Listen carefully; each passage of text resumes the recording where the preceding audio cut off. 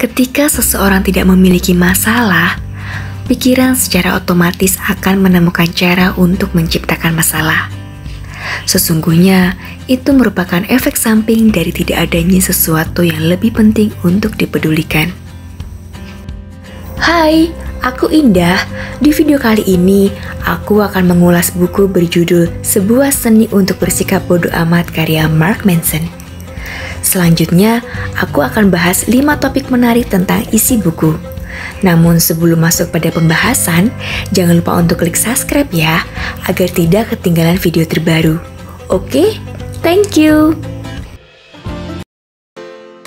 1. Budaya kita hari ini terobsesi untuk mewujudkan harapan-harapan positif yang mustahil diwujudkan. Ketika Anda merenungkan nasihat motivasi untuk menjadi lebih baik, sebenarnya itu justru memberi penekanan pada kekurangan Anda. Karena pada dasarnya, nasihat menyoroti pada apa yang Anda anggap sebagai kekurangan dan kegagalan Anda. Contoh, Anda mempelajari cara terbaik untuk mendapatkan uang, karena sebetulnya Anda sudah merasa tidak punya cukup uang.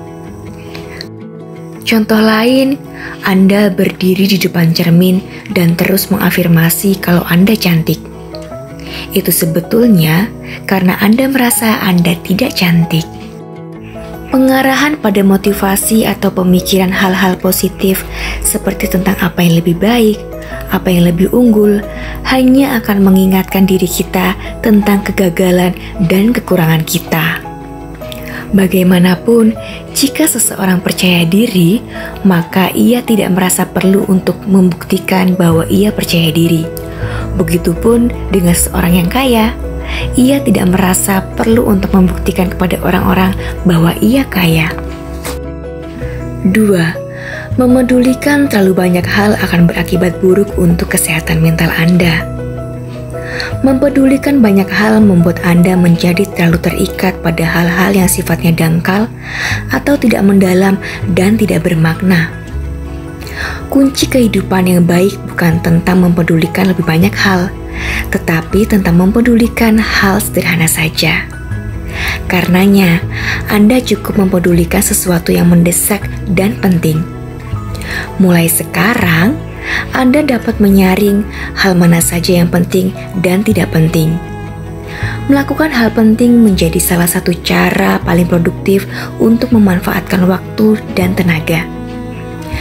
Karena jika Anda tidak menemukan sesuatu yang bermakna, perhatian Anda akan tercurah untuk hal-hal tidak berarti dan sembrono.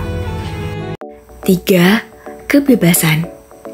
Semakin banyak kebebasan yang diberikan untuk mengekspresikan diri kita, sebenarnya kita akan semakin ingin terbebas dari urusan dengan siapapun yang mungkin tidak sependapat dengan kita, atau membuat kita jengkel.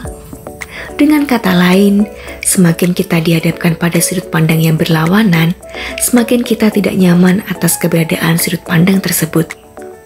Selain itu, semakin hidup kita mudah dan bebas dari masalah, kita menjadi semakin merasa berhak untuk mendapatkan yang lebih baik lagi.